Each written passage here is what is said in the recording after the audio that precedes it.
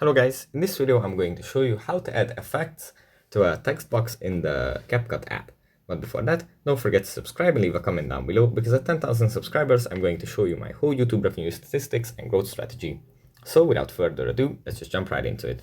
First we have to open up the CapCut app. And here it usually opens up in the home menu where we have our projects. We just tap on one that we want to edit.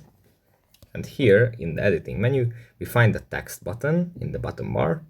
We tap on that, and then it opens up all the text boxes that we have in our project. Then we select the one that we want to add an effect to. In the bottom bar, we scroll to the right and find the effects button. If we tap on this, it's going to open up this menu from which we can select different kind of effects to apply to our text. Let's say it's this one. And after we tap on it, it's going to apply it. And then by tapping on the OK button, we finalize the selection. That's pretty much it for this video. Hope it was helpful, guys, and I'll see you in the next one.